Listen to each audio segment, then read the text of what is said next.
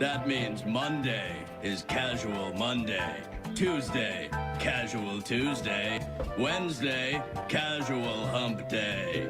Thursday, Casual Thurs. That's what we call it. And Friday, Casual Shabbat. The Majority Report with Sam Seder.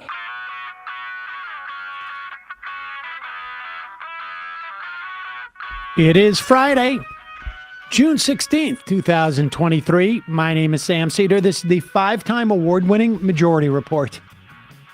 We are broadcasting live steps from the industrially ravaged Gowanus Canal in the heartland of America, downtown Brooklyn, USA. On the program today,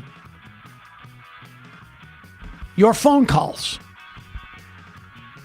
And Astra Taylor, co-founder of the Debt Collective, on what next if the Supreme Court crushes Biden's student loan debt forgiveness program. Also on the program today, Supreme Court upholds Native American adoption law, and with it, probably a lot of other laws regarding Native Americans. Meanwhile, African leaders are in Ukraine pushing for peace. Iowa's Supreme Court splits 3-3, quashing a proposed 6-week ban on abortion, reverting back to its existing 20-week ban. Dusat Chowdhury, the first Muslim woman ever confirmed to the federal judiciary, and maybe even better, a civil rights attorney. Meanwhile, acting Labor Secretary Julie Su appears to have brokered a tentative deal between the longshoremen and management. Meanwhile, the Teamsters authorized a UPS strike. 97% of those voting voted to authorize the strike. This comes just a couple of days after they made a deal to get air conditioning in UPS trucks. Speaking of air conditioning, ocean warmth sets a record in May. June, meanwhile, set a record number of days of heat. Global warming just moving along at its own pace. Just sell your houses, folks. House Republicans announced banning free school lunches as their top 2024 priority. Oh, good. Meanwhile, DOJ releases results of a Minneapolis PD investigation which started in the wake of the George Floyd murder. Twitter shuts down an ad because it advocates for abortion rights. Free speech. Fox News filing a settlement with Abby Grossberg. She's that producer who was encouraged to lie in her testimony in the Dominion suit. Lastly, Boris Johnson leaving Parliament, exit left, right? I don't know. Parliament's round, isn't it? Oh. I don't know if it's round. You exit through like with Black Rod or something like that. Just they have weird traditions over there. Yeah. Disgraced. All that and more on today's Majority Report. Welcome, ladies and gentlemen. It is Friday. Casual Friday. The most casual of them all, because we're doing all calls. We're doing all calls, and we're going to take your calls in just a moment. So get your fingers ready to dial.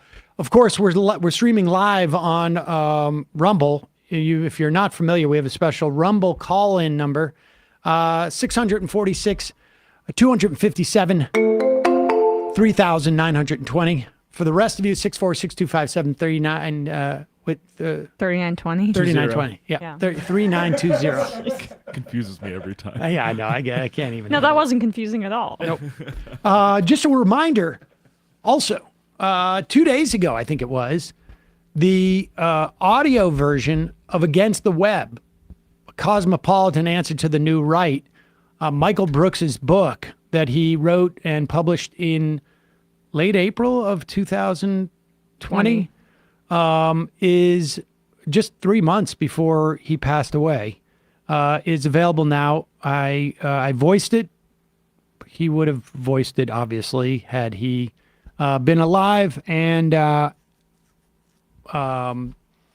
so it's available now for you to listen to. And if you never, for whatever reason, picked up that book, a lot of it's really focused on the IDW in many respects, which is now not as operative. But he makes the point early in the book that the arguments, the framing, the perspective on it is evergreen. And when you're dealing with these types of folks, and I think it is, having just read it again, I don't know, a month ago, I guess it was, a month and a half ago. Yeah, it's got about 8 reviews, it looks like, on Audible, and you'll be happy to know what both 5 stars for the story as well as the performance. Oh, well, I did my best. It's under $8, you can get it. It did not, my impressions are not nearly what Michael's impressions are. I sort of did a vague impression of Michael doing an impression. So it's sort of like a 1/4 impression, right, of some of the I feel like Michael would have wanted you to do his impression of you. I know it. He didn't write it in the book. I couldn't add. I tried to ask, like, can I just freelance a couple of these things? And they're like, no, that's not appropriate. So check that out. We will put a link to it. But tell your friends. People may have missed it. Post it on, I guess, Twitter. Be that as it may, Twitter. Let's before we get into some of the other stories and your phone calls. First, just check in with what's happening with the Biden crime family investigation. Right. The Biden crime family. That rolls on. Someone made a report to the FBI that said that they were. And the FBI obviously had investigated it, did not find the report credible, but we all know the FBI, because of the Durham investigation, FBI is woke, infiltrated by Marxists. I mean, Hillary. I don't even know why we have to bother to explain this to you guys. Yes, we probably should. We should roll right into this. It's clear. The only problem is, with all the evidence that they have, is evidence sometimes is like sand. It slips through your fingers. With respect to the tapes, look, it mentioned in the FBI form that the oligarch had 17 tapes of Biden, 2 with Joe Biden, accepting the bribe, that he used that as an insurance policy. This oligarch was a high-ranking member or owner of Burisma? Yes, that is exactly right. So have you had any contact with him?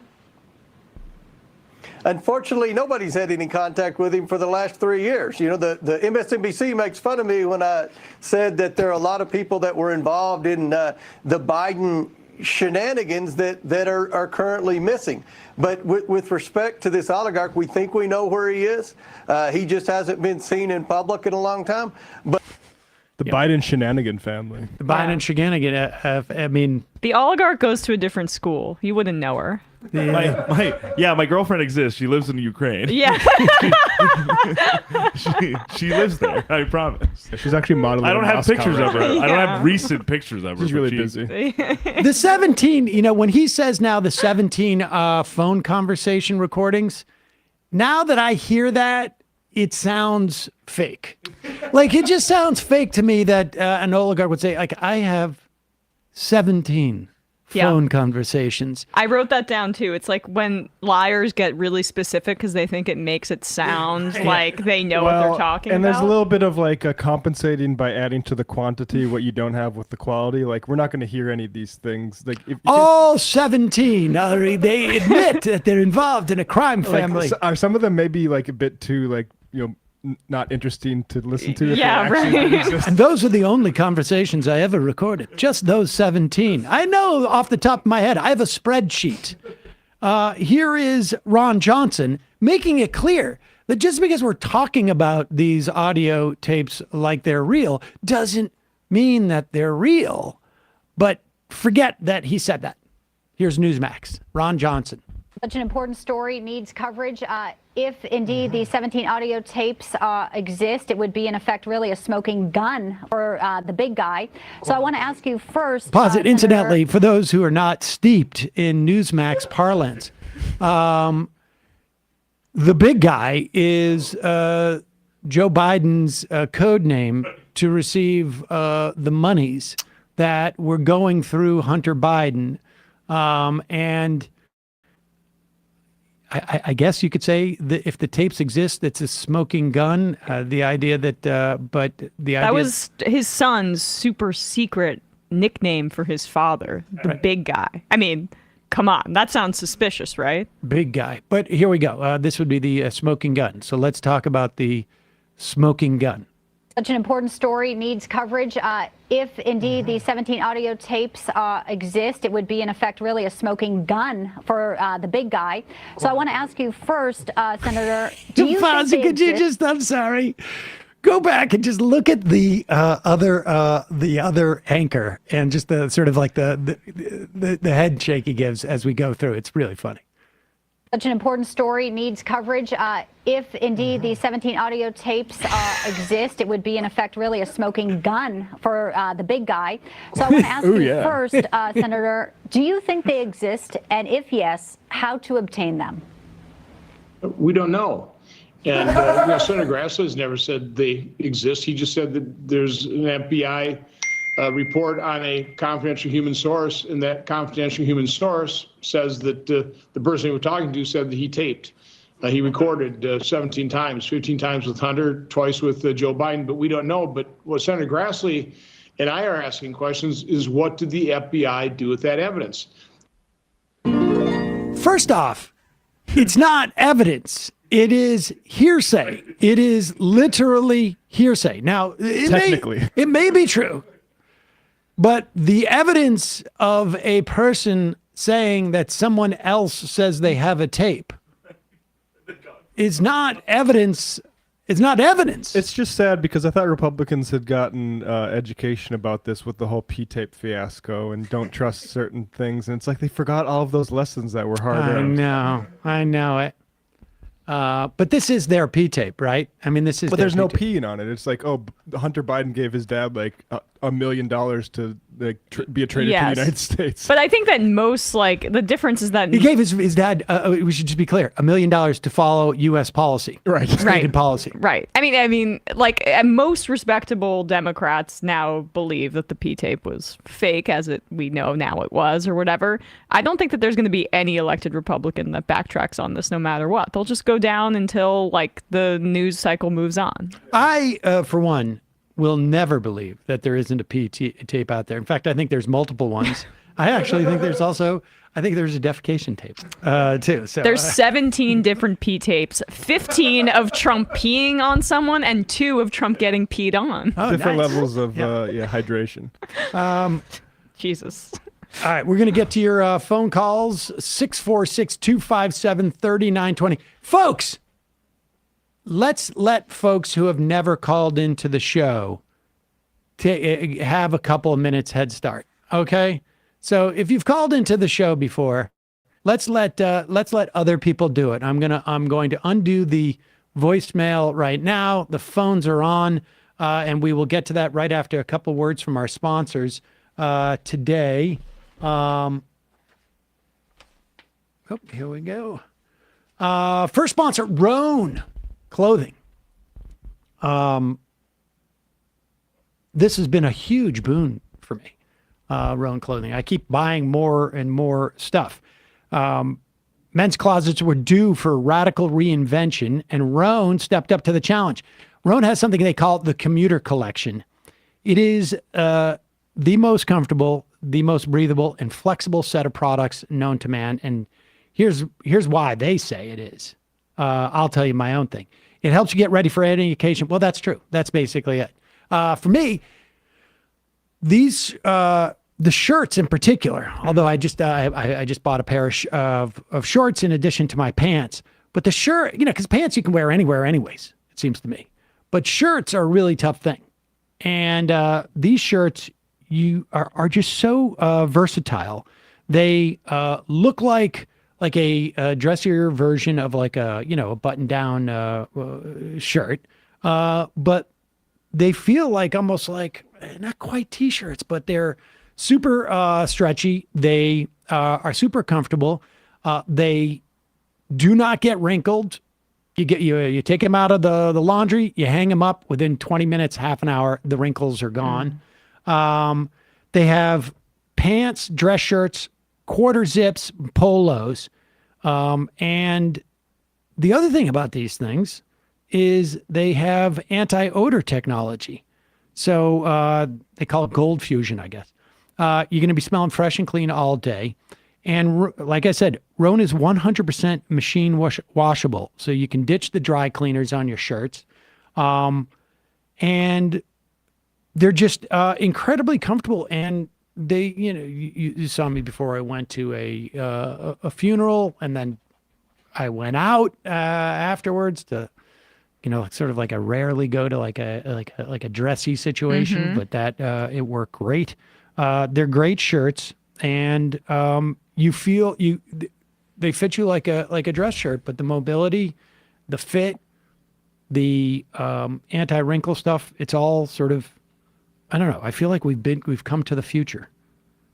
The commuter collection can get you through any work day and straight into whatever comes next. Head to Rhone.com/Majority Report. Use the promo code Majority Report.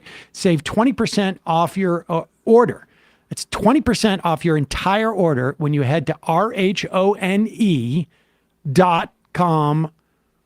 Majority Report, all one word. Use code Majority Report, all one word. For that 20% off. It is time to find your corner office comfort. Also, this episode is part brought to you by Zippix Nicotine Toothpicks. Zippix brings you a totally satisfying, convenient, and great tasting way to curb your nicotine cravings.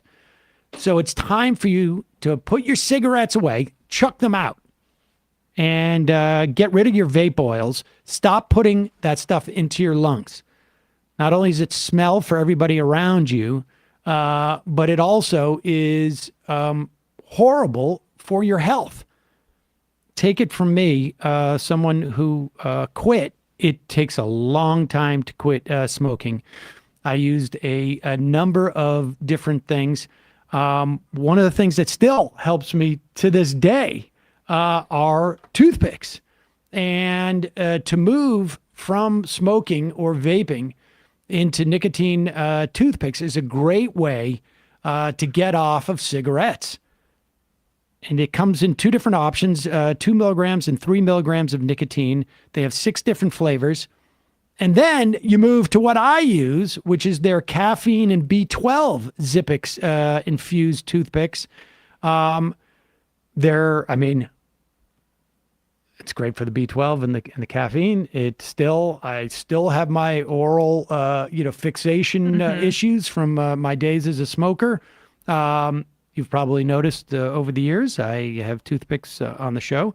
And they also, they come in these pouches, and then you can get one of these nice carriers. They also, I think, just come with these plastic carriers as well.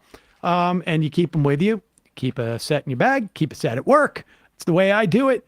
Zippix has already helped tens of thousands of customers in leading a healthier lifestyle.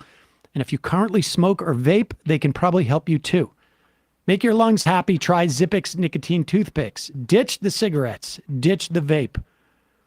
Go to zippixtoothpicks.com today. Get 10% off your first order by using the code MAJORITY at checkout. Your lungs, and everybody around you, your kids, your future kids, your parents, your friends, your partners, we're going to be glad that you did. And just a disclaimer, this product contains nicotine, which is an addictive chemical, and you must be 21 or older to order. Zip more, smoke less with Zippix nicotine toothpicks. And lastly, today's show brought to you by sunsetlakesebede.com. Use the code Left is Best. You will get 20% off of what you order. I get to sleep because of Sunset Lake Sebede. I take the Sebede tincture and melatonin and the gummies. Sometimes I take the gummies with Sebede and some THC when I'm feeling a little bit crazy. They have smokables as well, leaf and keef your either as a in and of itself or as part of your entourage effect for other products. They have Seder fudge. They have Seder coffee. They have lotions that are great and, best of all, in my mind, unscented for your skin. They have a salve that is great for your muscle aches, and I find it very helpful for my eczema. Saul and I have the exact same eczema patch on our back. Oh my gosh. Just a tiny thing right in the middle of our back. All right. Well, this helps him too. It helped him last night. And so check it out. They're a great company, Movement Partners. And by that, I mean they have donated thousands upon thousands of dollars to refugee resettlement, strike funds, criminal justice reform, food pantries, Innocence Project. Great group of folks, sunsetlakesebede.com. No use of pesticides, integrated pest management. They use regenerative farming practices. Just a great all-around company. Check them out. sunsetlakesebede.com. Left is best. Gets you 20% off. Okay, let's get into this. We've got Open Lines Friday for 25 minutes, and then we're going to have Astra Taylor on. Then we'll take more phone calls. Calling from, let's see, what do we got here?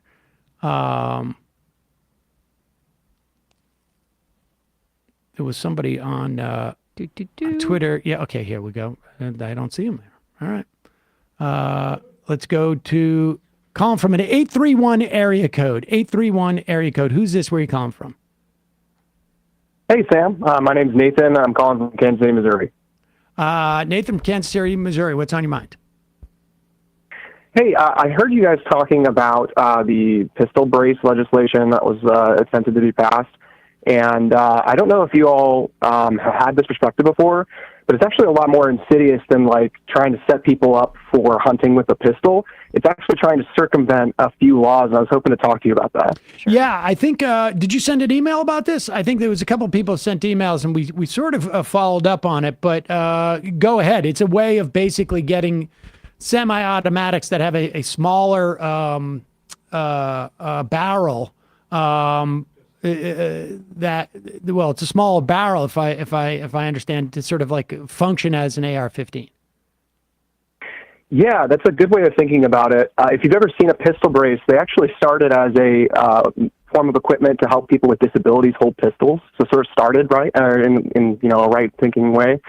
But what it turned into is that they realized that the brace is pretty close to a gun stock, and so you started seeing pistol braces turn into gun stocks. And what this allowed legally, it's still pistol. It allows you to buy basically a semi-automatic, put that on the back. It functions like a short-barreled rifle, but it effectively is a pistol. And part of this, by the way, from my perspective, I'm a responsible gun owner, definitely for better gun control, but the way they write this legislation is just nonsense. The definition of a pistol is literally designed to be held with one hand. So if I'm a gun designer, I can come out with a 20-pound gun, hold it with one hand, and say, this is how it's supposed to be used. And there's really nothing the government can do about it. Right. I appreciate the call. I mean, it's going to get through the House. I don't think it's going to get anywhere else, but we shall see. Appreciate the call. Thanks, Sam. Thanks. Let's go. Calling from a 617 area code. Who's this? Where are you calling from? Sorry? Let's go. Calling from a 617 area code. Oh, I thought that we were hearing him speak. 617? 617. 617. Hello? Hello? Hello? You're taking up the entire period that we've dedicated to taking calls by not answering your phone. And he just hung up. All right. There you go. Calling from a 732 area code. Who's this? Where are you calling from? Oh, my God. 732. Folks, come on. Let's do this. Is this me? Yes. Is this me? Yes. Oh, my goodness. Thank you. Sorry. This is Rick. I'm calling from New Jersey, Jersey City. Rick from New Jersey. What's on your mind? Thank you.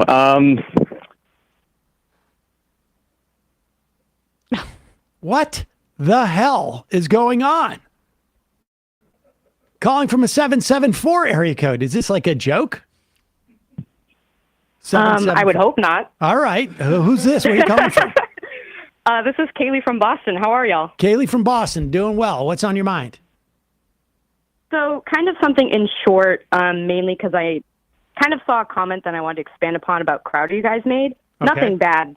But basically it's kind of like how like normal conservatives, especially when it comes to misinformation, like all of a sudden they were totally, maybe not totally fine. Because I think it was what one of the cameramen was alluding to, or the people behind the camera, is that a lot of people, when it comes to like LGBTQ things, might not even know what's happening if it weren't for the bans that are occurring. And now all of a sudden they get these things planted in their head of like, they might have had a bigotry or they might have had a leaning towards wanting a bigotry. But at least through this now, I think for people that are susceptible to it, it's only making it worse. Versus kind of like the neoconservative movement, which is mostly about like kind of like a Schrodinger's cat, kind of like trolling. They're two completely different things, obviously, but I think with these bans, it's only making it worse, and more people are getting involved because now they're knowing about it.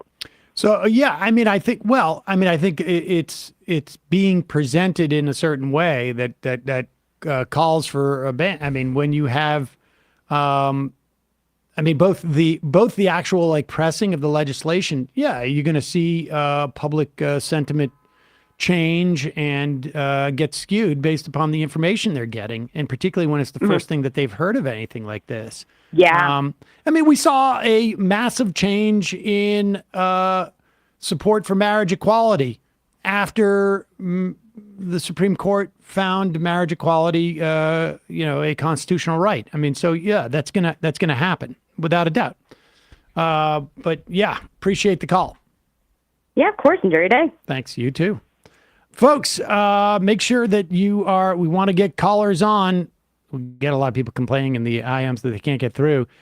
Folks, we want to take callers who have not called in before. So far, everybody has been helpful in that regard.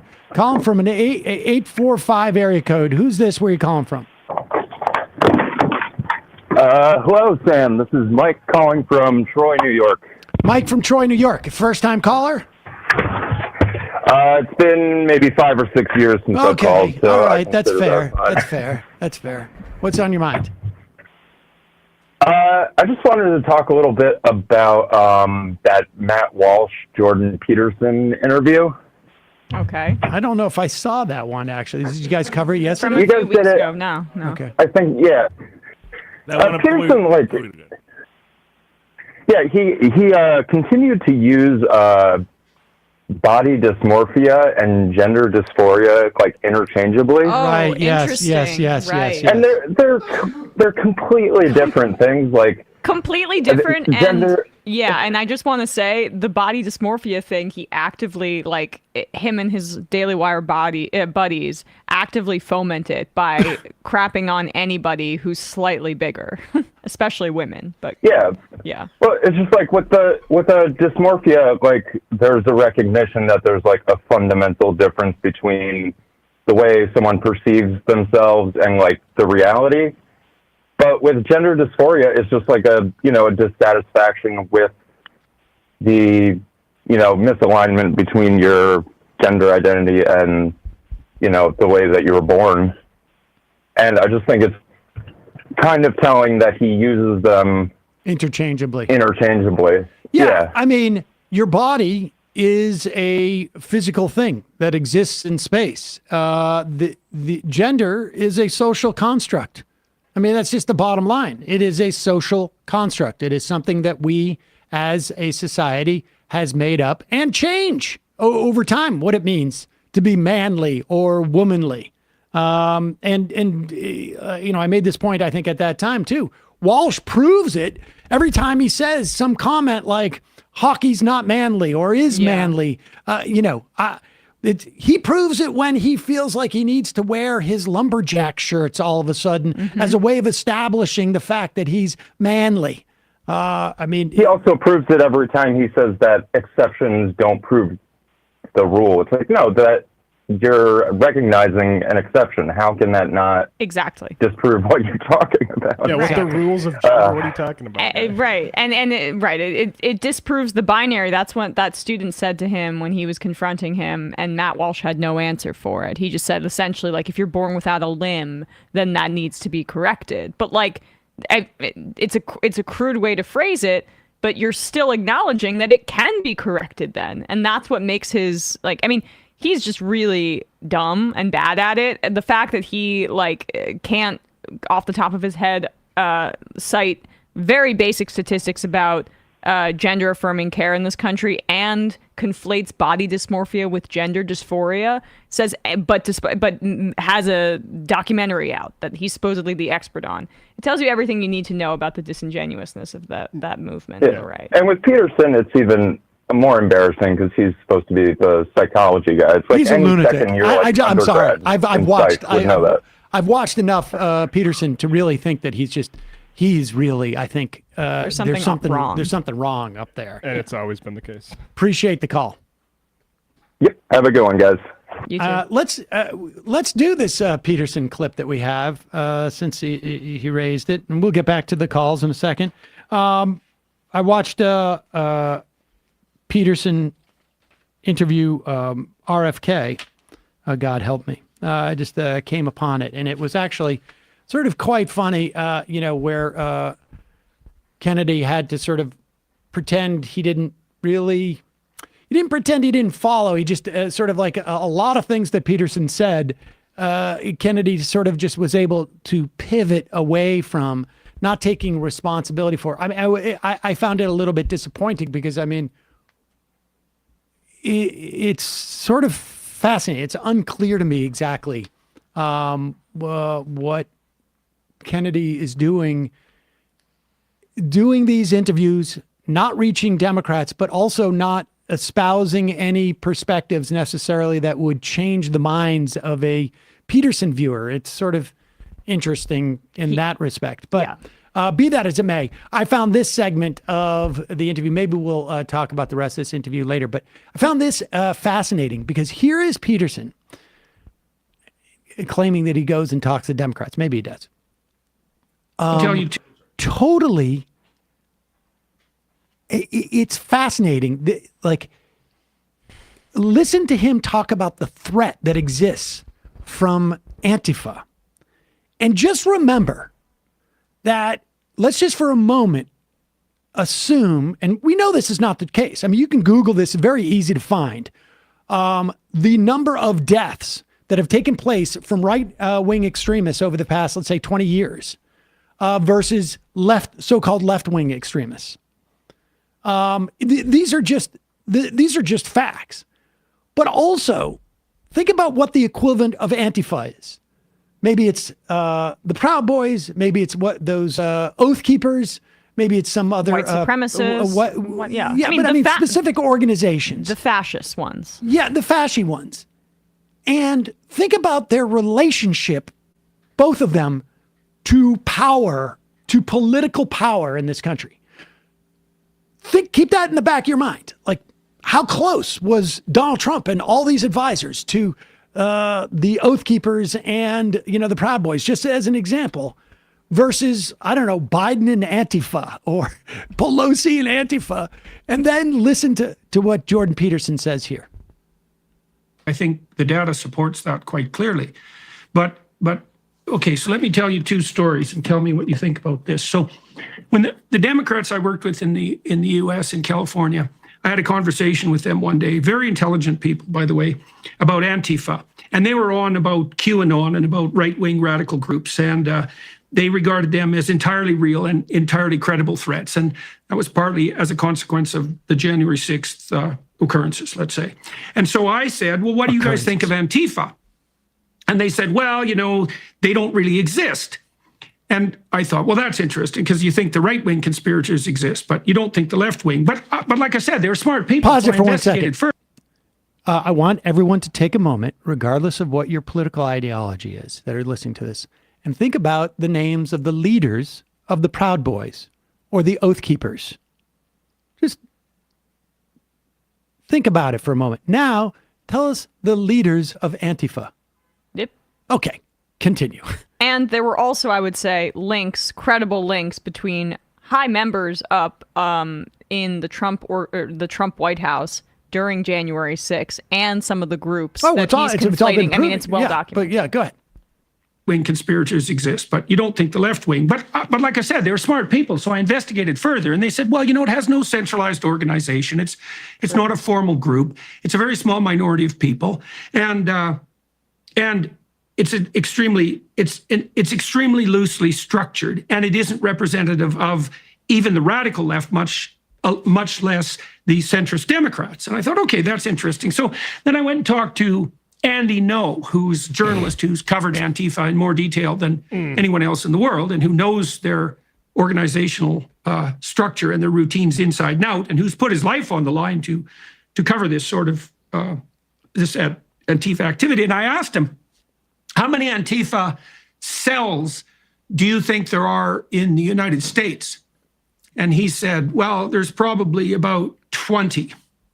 And I said, well, how many full-time equivalent employees, so to speak, how many people do you think are in each cell that are dedicating themselves to the Antifa cause? And he said, well, maybe 40. And I said, oh, so that's 800 people.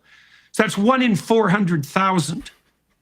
And, well, that's almost none. And so you could take that data and you could take the case, you could make the case the Democrats made, which is, well, the Antifa doesn't even exist. It's 1 in 400,000, In a city of 1 million, there'd be 2 Antifa members who were full-fledged, committed, full-time advocates.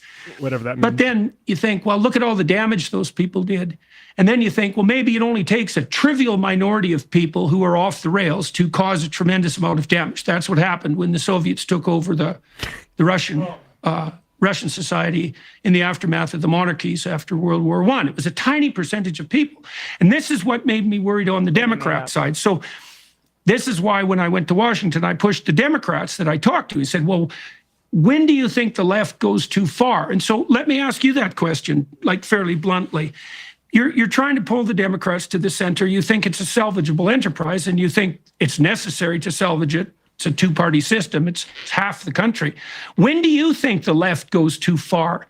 And how would you, in your administration, draw a line between those who are reasonable? Now, I can't even remember how Kennedy answered this question. He doesn't address the huge setup there. That was a 2 or 3 minute clip that we just played, 4 minute. You can't even tell Kennedy's there. And, well, no, he's in a different remote thing, and they have a weird way that they do this. But think about everything. Like, he's so close to understanding what the problem is.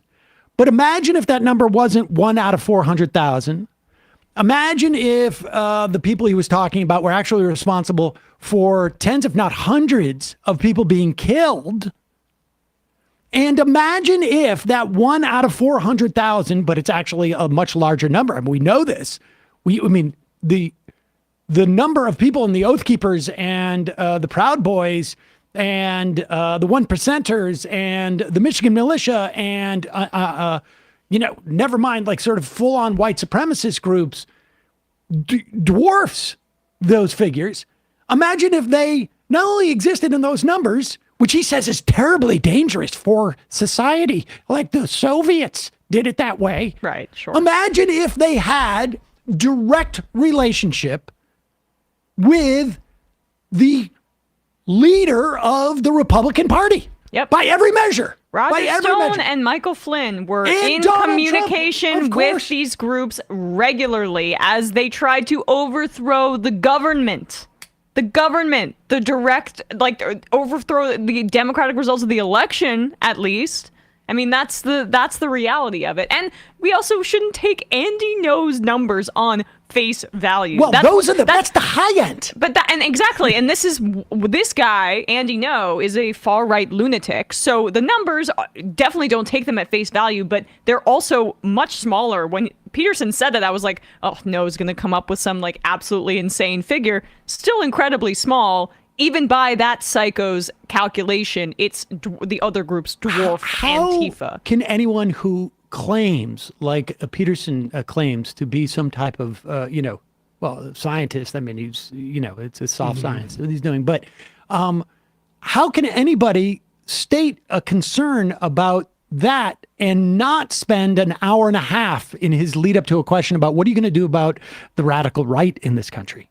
Well, he's working with them, maybe. I mean, I don't really. Yeah, exactly. He's a right-wing propagandist. The bigger problem is like this retconning of what the George Floyd moment meant, and that like that whole all those protests was like radical Antifa. Those were normal Americans upset at police brutality. Newsweek, this is from June 3rd, 2020. 54% of Americans think burning down Minneapolis precinct was justified after George Floyd's death. Those were not all Antifa members. Those were regular American citizens. And it's like, who's flying the 800 Antifa members all around the country in their private and jet to get there? The Soviet comparison, what's the Antifa equivalent to Soviets, which, to remind folks, were literally like, the translation is councils, like workers' councils getting together. There's no such thing as Antifa's council.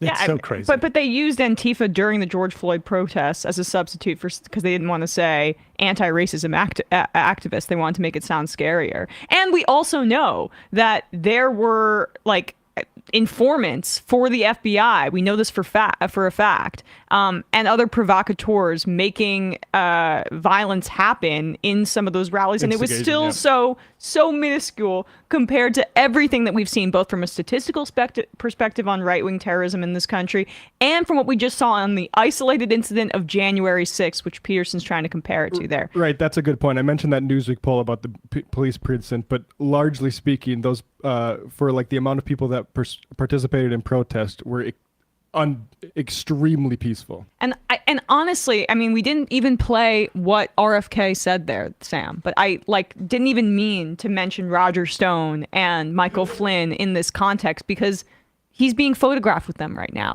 He's being misled. I mean, I don't even want to remove this guy, his agency. I don't know him, but like whoever's around him is doing something pretty insidious, and it smells like a rat F campaign or something that's like meant to, I don't know. It's not good vibes. It's not good vibes. No. Calling from a 412 area code. Who's this? Where are you calling from? Hey, this is Eric from Pittsburgh. Eric from Pittsburgh. First-time caller. First-time big fan. caller. That's exactly what I wanted to hear. Eric from Pittsburgh, what's on your mind? Hey, first off, I got distracted by Peterson's drip there with that leather daddy outfit, looking like he's about to roll up to a Neutral Milk Hotel reunion show. I know. I thought about those shoulder pads. Is that so he can put one rifle on each shoulder? He was going on if anyone tries to attack him, he has a copy of The Sun Also Rises tucked in his breast pocket. At any rate, so this is a little far afield from what you guys usually talk about, but I'm kind of only seeing it in right-wing circles, with reactionaries doing what they do. About, I guess it was probably at the start of June, the Criterion channel, of course, for your film snob, Criterion, every month they have a new curation of films. And this month included The French Connection. Oh, yes. I've read about this. They've cut out a line. Yeah. They cut out a line. An exchange between Schreider and Hackman. Yeah, where Hackman uses the N-word, rather casually. Yep. And, of course, everyone started giving heat to Criterion, who, as far as I know, hasn't said anything. And then it came out that same cut of the film was, I think, on, Apple TV or something. Yeah. So yeah. I think it turns out that the movie is held by Fox, which, of course, means it's now held by Disney, which means that's probably what they just did, like an unauthorized edit or whatever, or authorized, by the director or whatever. But I was curious if there's any, just in general, what your thoughts are on that kind of thing. Is there a line in which, that's the smart thing to do?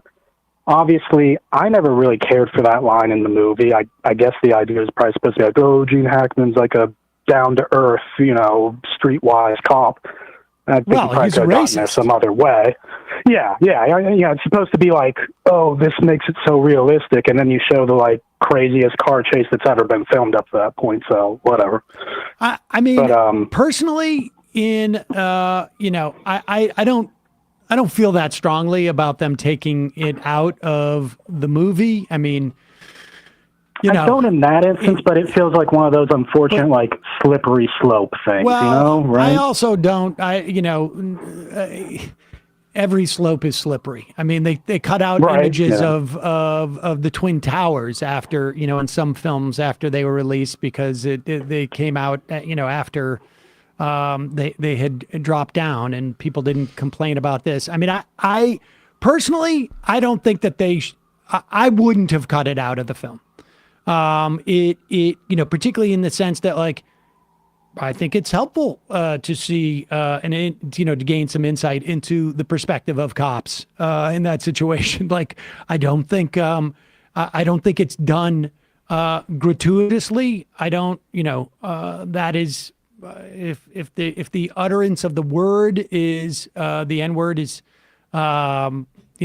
too problematic, maybe you drop it out a little bit. Although I guess that would take people out of the movie, and this is done seamlessly.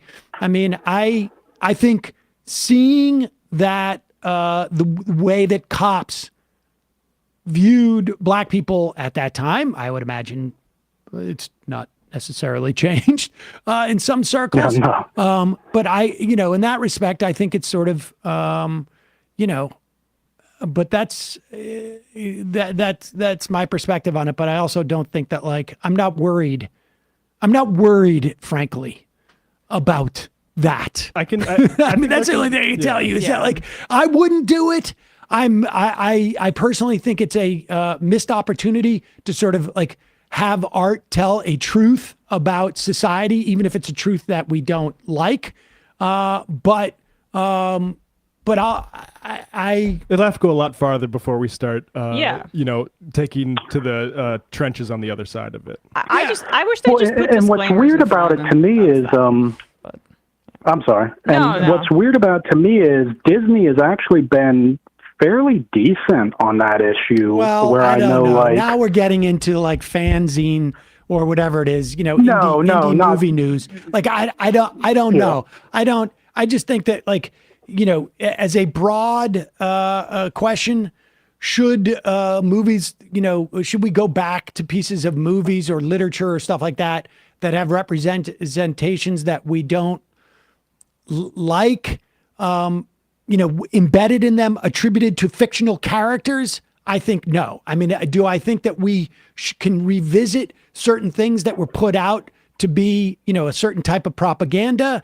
Yes.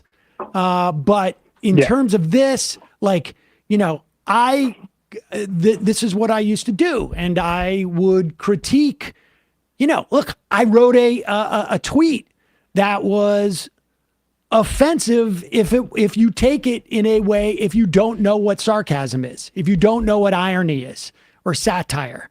And I think that is a tool that artists use to reveal certain truths.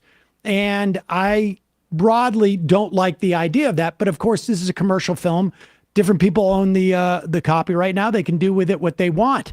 I think there's going to be far worse things, frankly, that people do with that stuff in the future, like bring this guy back to do an ad, or something like that. So I appreciate the call. Yeah. Thanks. All right. Do we have Astra? Oh, yeah, I'm talking to her. We do have her? Okay. No, we don't have her. Oh, okay. All right. Keep me updated on that. Let's see. Let's go. Next caller calling from a 704 area code. Are you a first-time caller? If so, what's your name and where are you calling from? Hey, Sam. How y'all doing? My name is Dave. I'm from Charlotte, North Carolina. Dave from Charlottesville, North Carolina. What's on your mind? Gabe? So I've been in Gabe, sorry. So I've been in North Carolina for about almost 20 years now. I moved down here from New York City when I was a kid. My parents, I guess they just wanted me to be raised down here. It was better. And ever since then, the city has grown so much from people migrating from up north, and it has become more liberal. And I wonder if it worries me if that's the reason why we had that congresswoman that ran as a Democrat and then changed her party to Republican, and now the Republican House has a supermajority. Yeah. Now, that worries me if that's going to keep happening, because Charlotte is getting more liberal, and it's starting to expand around the area. So we have Concord, Kannapolis, Gastonia, Belmont. Those were normally Trump towns. Like, 100% Trump towns. I used to go down there and see flags all the time for Trump. And now I don't see as much because they're starting to migrate. I think you're speaking to an anxiety that made her flip probably very advantageous for certain like Republican actors in the state legislature. And I would also imagine that their anxiety about it's intensified because there's a Democratic governor. So they're trying to fortify, to your point. Right. Yeah, because Governor Cooper, my personal opinion, he's done a great job here in North Carolina. I wouldn't mind seeing him go for the ticket one day in the future, not now, obviously. But yeah, that was just my question. If it's possible that this may happen, but not just in North Carolina, but maybe other states too. It's interesting. I know a lot of college friends who moved to North Carolina for the economy, different sorts of industries and like tech and consulting type of stuff, getting stationed down there increasingly. Nashville's another. It's not surprising to me that would have an impact on the politics. Yep. Appreciate the call. Oh, yeah. Asheville. Yeah, no problem. Thanks, guys. Love you guys. Yeah, thanks. I don't think you can get away with what she did on a regular basis, to be honest with you. I mean, at one point, it's a bit desperate, yeah. But I think in the short run, that was effective. All right, we're going to take a quick break. When we come back, we're going to talk to Astra Taylor. She's the co-founder of the Debt Collective on what folks are doing in anticipation of the Supreme Court saying that the Biden administration does not have the authority to forgive any student loans. We'll be right back after this.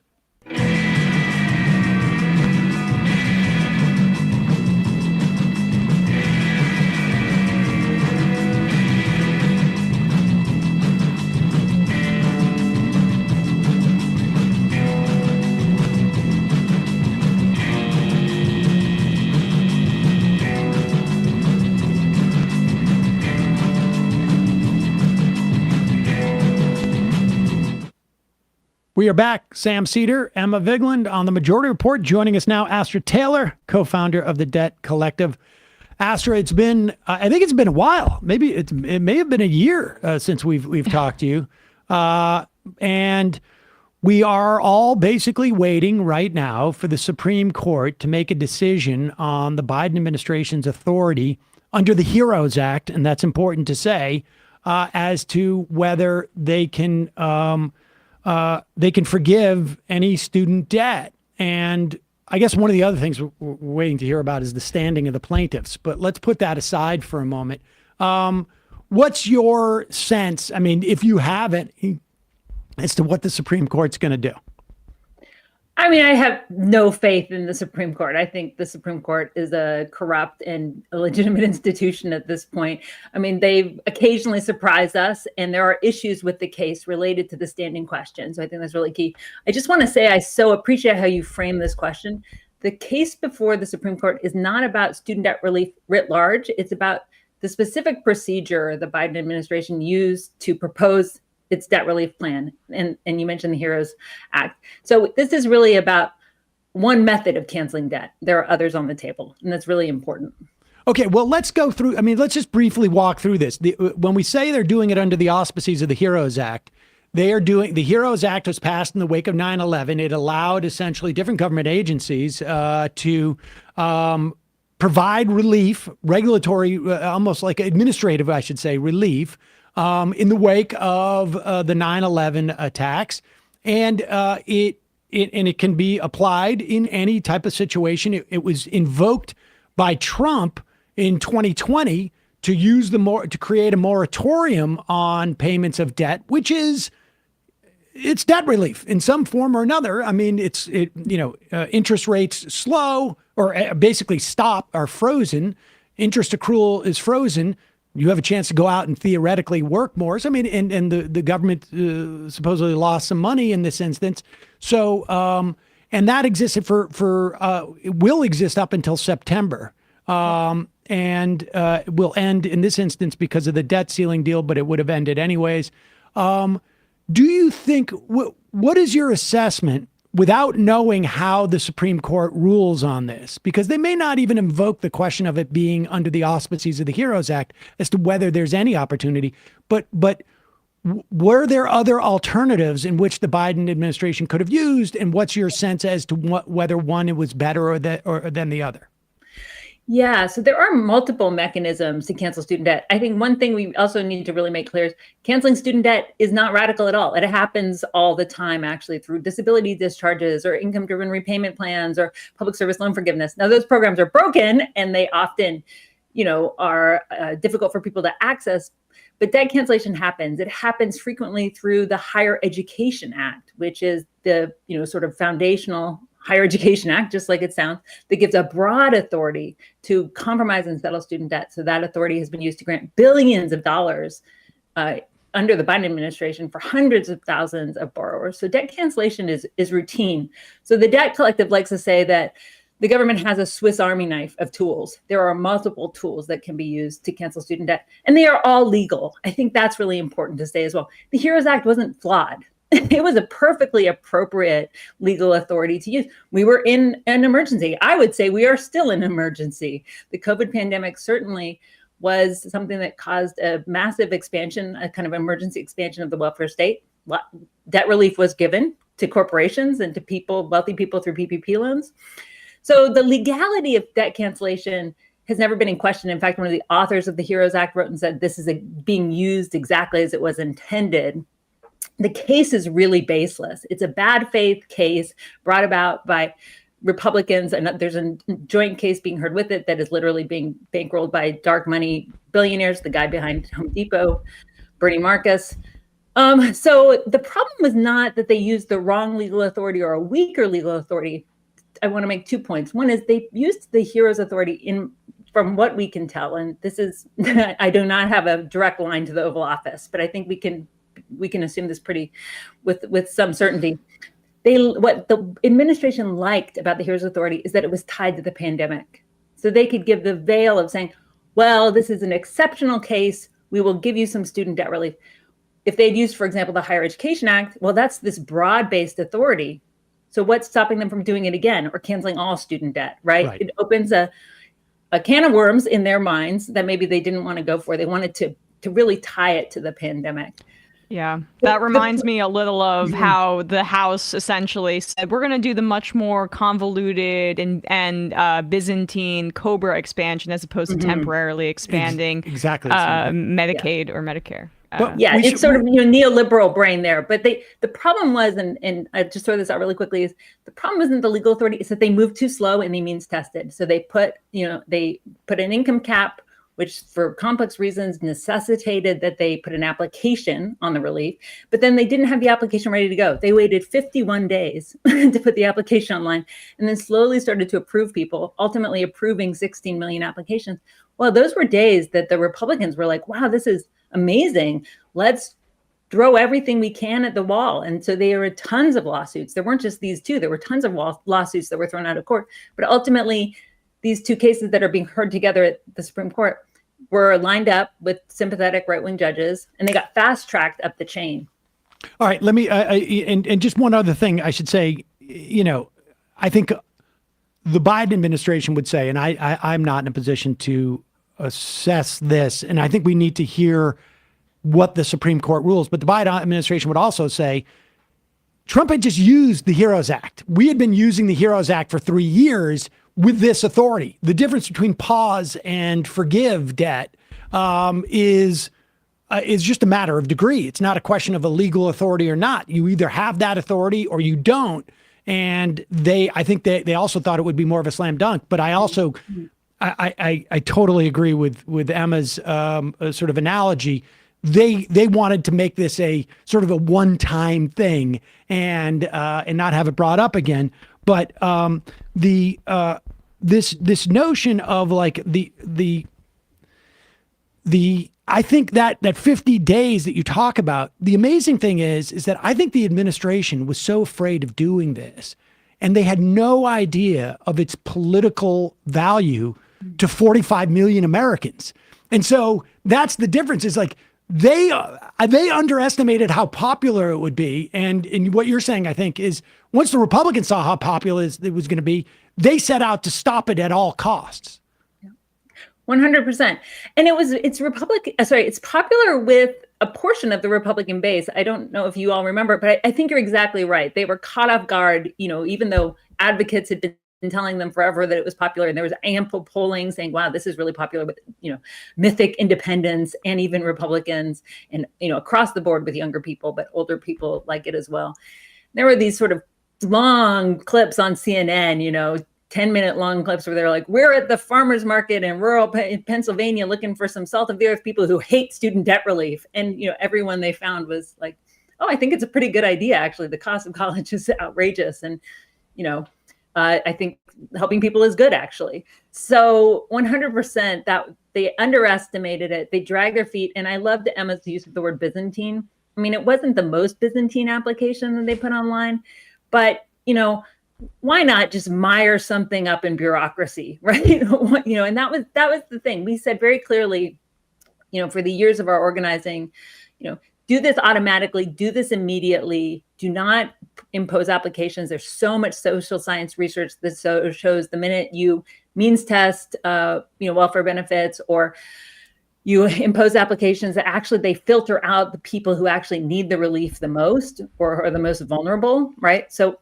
it was a very illogical thing in the sense that it was there to ostensibly filter out 3% of student borrowers, those mythic rich student debtors who make over $125,000 a year, and but what you actually do is you lose the poorest by having that application in place.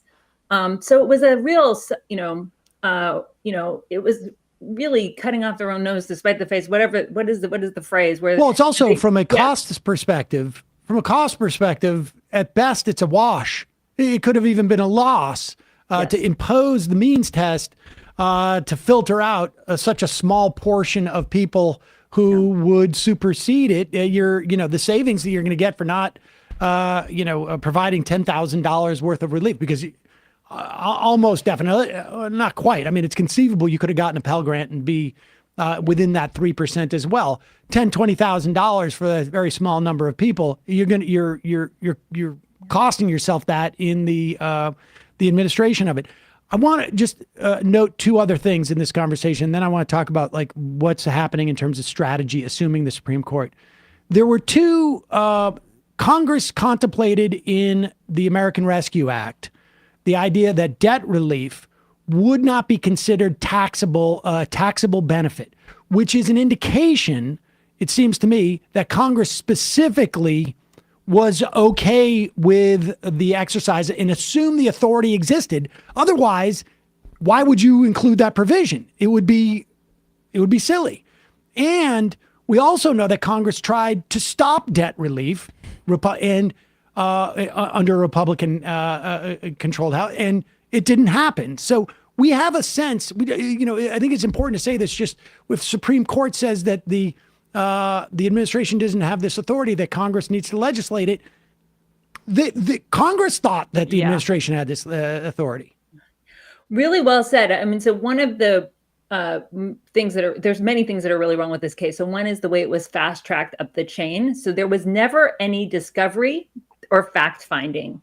So when we think about lawsuits and court cases, right, we imagine people debating the evidence, or even bringing the evidence out. None of that happened in this case. The claims that were made by the plaintiffs, which are BS, were never checked before getting to the Supreme Court, and the Supreme Court doesn't do that sort of stuff. So that's really that's one thing that is clear. The other thing is it has to do. They're invoking something called the major questions doctrine, which is like basically, can the president do things, or should it that involve major questions? And it's sort of one of these. It's a made up doctrine. A doctrine sort of dignifies it. But I think your point is spot on, which is, so Congress passed the Higher Education Act. Congress passed the HEROES Act. Congress, as you exactly said, it didn't just contemplate putting this provision to ensure that debt relief isn't taxable. It's in there, right? We are in a window. I think it's 5 years. Somebody should fact check me on that. I think it's 2025 is my understanding. End of 2025. Yep. Yeah. So from 2025 years, where you get federal debt relief and it's not taxed as income. And so, this is the thing. Congress has weighed this, and you're exactly right. They did. There was a kind of showy attempt by Republicans to pass a bill, and it did pass in both houses with some Democrat support, trying to claw back relief and block this program and actually impose, like to try to, in theory, claw back some of the relief people have already been given. So Congress has been pretty clear on this, right? That they think that relief is a legitimate thing. And that's why this court case is, baseless and in bad faith and bogus. And why I think, and I, many other people agree with me that the executive branch is fully within its rights to use one of the other legal authorities it possesses should the court, justices strike down this iteration of debt relief. Your organization, Debt Collective, I know, is working with, you don't have access to the White House, but you do have access, I imagine, to some offices in Capitol Hill. Ayanna Pressley was asked a couple of weeks ago up in Boston about whether she and Elizabeth Warren sent a memo to Biden back, I think it was in 2021 or 2020, calling on him to use the Education Act from 65 as the basis of debt relief. And she was asked to confirm that. She basically said she didn't necessarily confirm that she wrote a memo. She was public about it, it seems to me at the time. But she did say, she did provide an answer that suggested that everybody was gearing up to push the Education Act as the basis. Now, based upon what the Supreme Court says, that may be DOA anyways. But what's happening on that front, and what is the perspective that people are taking regarding the Education Act? The authority granted under the Higher Education Act is very broad. Again, this is the broad authority, sometimes called compromise and settlement. And it is also routinely used, as I said. So, this isn't a secret thing. Chuck Schumer and Elizabeth Warren were very loud about pushing the president to do an executive order and cancel student debt using the HEA, the Higher Education Act, back in 2000. And this is something that the Debt Collective has been pushing for as well. And I do want to they were calling for $50,000, if I remember correctly. Yes, right.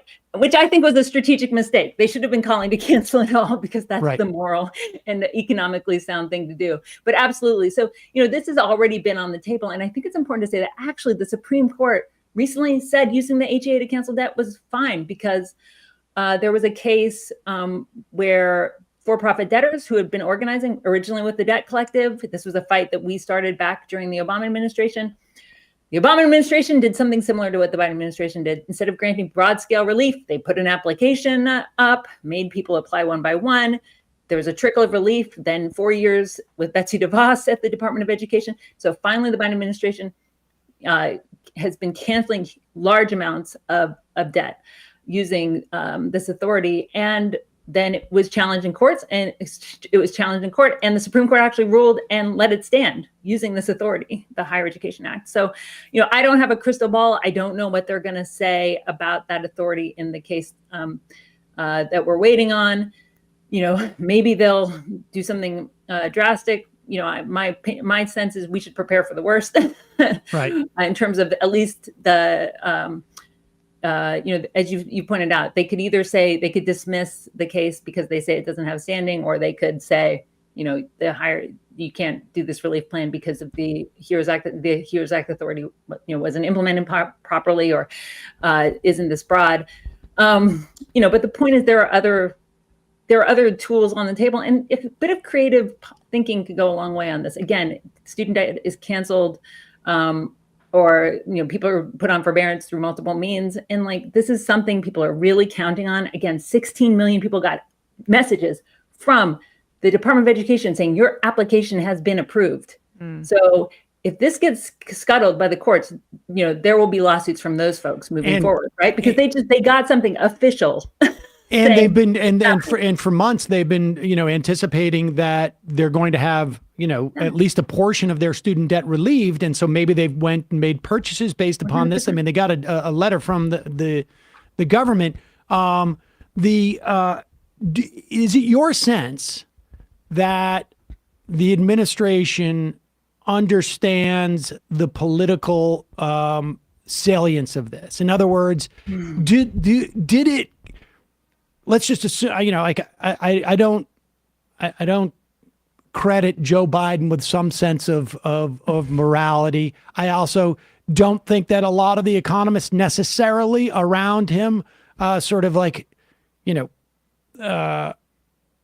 buy into the notion that somehow this would be inflationary or something to that effect. Let's just put it that way, because look, we just saw trillions of dollars go into the economy and the inflation was anemic and it's already cooling, and much to, I think, the chagrin of like Larry Summers and others who happen to also be against debt relief. But in the most cynical way, do you think the Biden administration understands the political importance of this? Like in those 50 days that they had, were they genuinely like, whoa, maybe we should have done this beforehand? Like, did they get it? I mean, it surprised me the degree to which they leaned into it after the announcement when they saw the popularity of it, right? So it felt to me that there was an element of surprise, like, wow, this is really popular. This is popular across the board. You saw a lot of very, kind of bold messaging coming from the White House. It was almost as though they literally sort of copied the Debt Collective's Twitter feed and were calling out the opposition for their hypocrisy around PPP loans. But we know that this administration has a history of betraying its base, especially younger people, right? I mean, younger people, there was all of the talk after 2022. Younger voters stemmed the red wave, right, which was anticipated. Why did young people turn out? Climate change, gun violence, student debt relief. So my feeling is that people in the administration think they can kind of have their cake and eat it too, and say, oh, well, we tried to do debt relief and we were blocked by the courts. And it is our job as organizers to make them feel, make them recognize that actually doesn't cut it, that they have to follow through. They have the means to do it. And they can't afford to demoralize 40 million people and their families, right? I mean, it's like, this is something that people are really counting on. One thing I will say is, there are some people who, in the response I often get, where people are like, you see, they lied. They never wanted to do this. I don't think it's that simple. I think there are some, the administration is made up of different people. Some folks are really committed to this. I think there were lots of skeptics who had in the administration as well. But to me, I'm like, of course, Joe Biden didn't want to do this. Look at his history. Look at his track record. He was one of the architects of the student lending program. We've had to fight him every step of the way, just like we had to fight the Obama administration and fight the Trump administration. And we just need to keep fighting and pushing for this. We've made tremendous progress. Obviously, the Supreme Court is, a serious adversary, but debtors cannot give up. And, we will keep organizing. There are all sorts of options, policy options on the table. And ultimately, we're fighting for a world where education is a right and is free for everybody who wants to do it. And you don't need a college degree to get a decent, dignified, well-paying job. That's the horizon we're working towards. Debt Collective is just one step on the way towards that. What can debt relief? what can folks do? I mean, in the wake of, I mean, I agree with you. Like the idea, I think it's their strategy often to sort of blame the court. I mean, the problem with that strategy, it seems to me, is that they're not doing anything. They're not sounding the alarm about the court in a way that sort of like it measure is. They don't have the muscles to do that. Well, it's they like if you're gonna blame the court for doing these horrendous things, you should be out there talking about court reform, and you're not doing that. And so it's sort of like, I mean, that's the problem they have with even making that case politically. And Democrats have been very poor about, sort of making the case about courts for odd and fun, for forever. So, I mean, I don't think that's going to cut it. Jeannie Thomas, the Washington Post revealed that she, through her nonprofit, actually hosted an event by one of the principals of the Job Creators Network, which is this Bernie Marcus funded right-wing front group that is behind the lawsuit that's out of Texas trying to block student debt relief. I mean, there's so much corruption on the table that's just being left there that, they could be leaning into. They could do a hearing on that. They did one day, Dick Durbin, one day of Clarence Thomas hearings. Okay, wash my hands of that and we're out. But I mean, that kind of corruption's quotidian with these guys. What can folks do in the event that the Supreme Court, even in the event that the Supreme Court dismisses the case or finds that there was authority under the HEROES Act? I mean, what? Well, let me ask it that way. If they leave the program untouched and allow for this to go through, what's the next step? Let's take the positive step, and then we'll take maybe the negative scenario. Well, I actually think the step is the same, which is that people need to get organized around their economic and democratic interests, right? And so we always knew that this relief proposal of $10,000 to $20,000 of relief, again, through an application so that not everybody who's eligible is going to get it, is inadequate. It's yet another stepping stone. So, even if the Supreme Court grants us this gift from on high of letting this program live, people need to get organized and ensure relief actually gets to people swiftly, and that we keep fighting for more, that we build on this to get to the sort of root of the problem, which is the way higher education is financed, which is, financed through student loans instead of directly funded through public money. And I think that's a really important fight right now, as we're seeing these attacks on public education at every level, and so that is really critical. And if it goes poorly, debtors need to get organized. The Debt Collective is organizing a strike. There will be calls. There are calls actually every Thursday for the next couple of weeks that are student debtor strategy sessions. We will have another legal strategy unveiled soon that people can participate in, that I'm quite optimistic about. We will have to keep organizing, and that's just the reality of it. And a lot of people will say this is proof we need to vote harder. Voting's easy. Voting takes a few minutes. Sometimes it does take hours if you're in a state where they're trying to, disenfranchise you. But it's really that our energy needs to be building power at the base so that we can keep pushing these issues forward, because not that long ago, this was a laughable concept, the idea that the government would be granting debt relief. So we have to keep building. That's just the fact. We have to do the work. We will put a link to the Debt Collective in our podcast and YouTube descriptions. You have all sorts of resources there for folks they can check out and see how they can get involved in organizing and pushing this. Astra Taylor, thanks so much for your time today. Really appreciate it. Thanks for having me. Thanks. All right, folks, we are going to take a break and head into the fun half of the program. And we're going to continue to take your phone calls.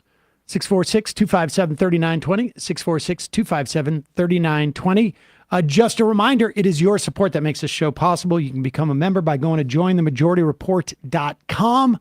When you do, you not only help this show survive and thrive, you also get the free half free of commercials. And then you get the fun half, and you can IM the show through the app at majorityapp.com if you're a member. If you're not, and if you're a member, you also get to search the entire archives, and we're still in the process of tagging that. We have over 3,000 shows. So if you want to see, if you could follow the evolution of we're at 3,100 shows. 3,100 shows? Wow. Jesus. You could follow the evolution of the idea of debt forgiveness over the course of the past decade plus now through the Majority Report. Also, don't forget, Against the Web, a cosmopolitan answer to the new right, written by Michael Brooks, published in late April of 2020. It's now on audio form. Go check that out at audible.com. I did the narration. And justcoffee.coop. Fair trade coffee, tea, or chocolate. Use the coupon code majority. Get 10% off. Emma, what's happening on ESVN? And let me just remind you, callers, 646-257-3920. We want first-time callers. First-time callers. Maybe if you were on like 6 years ago, that's fine too. All right. Well, on ESVN, we spoke about the Stanley Cup, NBA championships, as well as the PGA Live fiasco explained. And then we did a bit of a dive into the running back market and how something's got to give on that front when it comes to labor in the NFL. YouTube.com/ESPN show. Matt! Yesterday, Left Reckoning on the Griscom stream, David talked to union organizer Amina Sheikh and Professor Emeritus Charles Omowale Simmons about labor delegation they took to Cuba, the result of U.S. sanctions and building solidarity with our neighbors to the south. So check that out yesterday.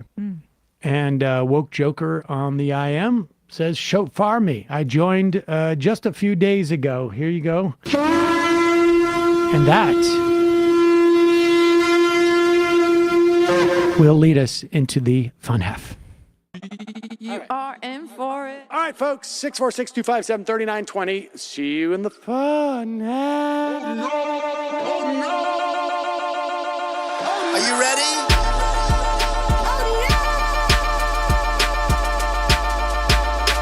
Who sent us this? Alpha males are back. Boy is back. And the alpha males are back. Just as delicious as you could imagine. The alpha males are back. Boy is back. And the alpha males are back. Just want to degrade the white man. Alpha males are back. I take all of it in my throat. Alpha males are back. Snowflake says what? The alpha males are back. You are a madman. And the alpha males are back. Oh no, Sam Seder! What a fucking nightmare! Bring back DJ Danner. Yeah, or a couple of them. Just put them in rotation. DJ Danner. Well, the problem with those is they're like 45 seconds long, so I don't know if they're enough of a break. That's fucking nonsense. You see white people doing drugs, they look worse than normal white people, and all white people look disgusting. And the alpha males... Psych. Fuck them. Snowflake says what?